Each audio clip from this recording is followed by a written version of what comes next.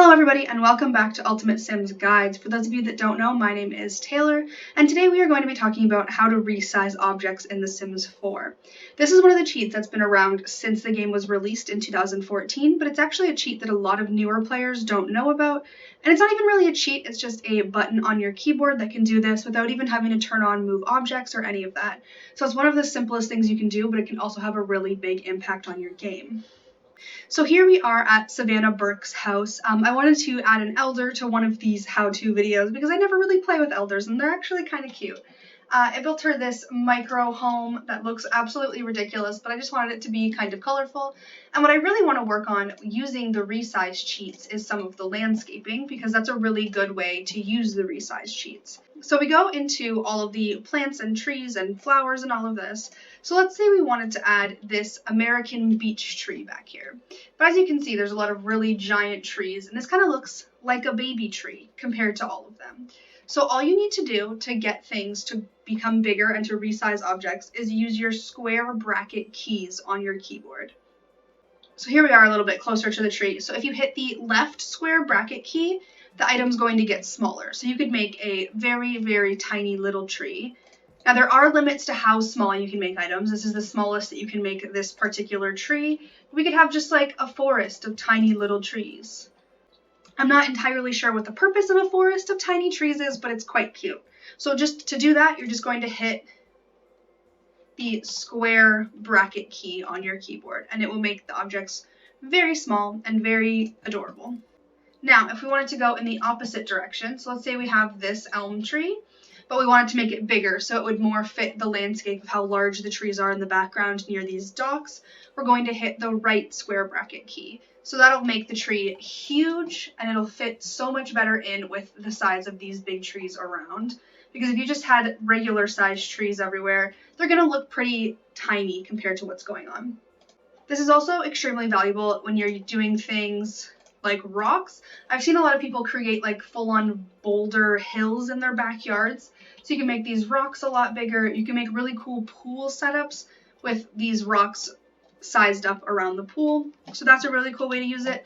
Another thing that I do all the time is, as you can see, she doesn't currently have a rug in her little living, sleeping area in her micro home.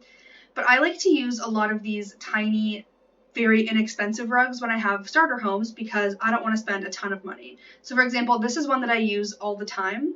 Now there is a bigger version of this, there's the runner version and there's also a larger one somewhere there. But see, this one's $375 and that little one is only $50. But you can use the square bracket keys to make it larger.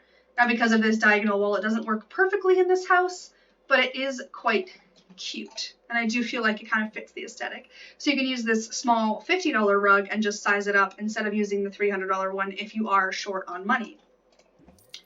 This also applies to things like pictures on the wall. So let's actually go with the new Tiny Living pictures that came out just a few days ago. So we've got these beautiful images, but I do find that for a lot of the rooms that I have, because the houses are so small, that these pictures are too big. So you can actually size down photos and have them be a lot smaller, and this makes for a really cute like gallery wall. And if you just hold down the Alt key, you can also freely place those things wherever you want. So you can go in and just kind of mix and match and then have something with more of that vibe and have a different image on each of them, which I think is super cute. That's another way that you can kind of use resizing objects to your advantage. So that's a super cute thing to do. Now, some things that this doesn't work for are a lot of functional objects. So you don't want to make a lot of things smaller because Sims won't be able to use them. It doesn't work on windows and doors. I'll actually just quickly show you what happens when you try that. So the way that it works in the game is that these are placed very particularly, and when you size it up, it just doesn't work. Or size it down, then it just has this weird box around it because the window is supposed to be that large, right?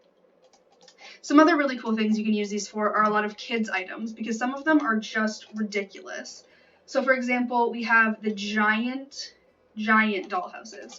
So we have these dollhouses, and these are actually functional if you just size them down one so that they're a little less invasive in your home. So it's like about half the size, especially when you have toddlers playing with them. They do look really ridiculous at this size. Let's get rid of with those. Another thing I've seen a lot of people do is size down toy boxes, and this has also been functional up to this point. Don't quote me on any of this if you're watching this, a year from now, because the Sims team does change things a lot. But something I've seen with the new Tiny Living pack is people are taking the new TV, which I might not be able to afford currently. Whatever. People will take like this TV and then go and grab one of those children's toy boxes, and it doesn't actually fit like that. Like that looks silly. But if you size it down one and then alt place it, it actually looks like it's kind of meant to be there. And then the kids can just go grab their toys from under the TV, which is super convenient, and it looks really good in the home. And you can also use this for ridiculous things. In a patch not too long ago, we did get Baby Yoda in the game, and a lot of people took Baby Yoda and made him giant, because why not? So there was a lot of pictures of things like this, where they would just giant Baby Yoda protecting your house. You can do so much with some of the ridiculous things in this game, and it's just kind of fun.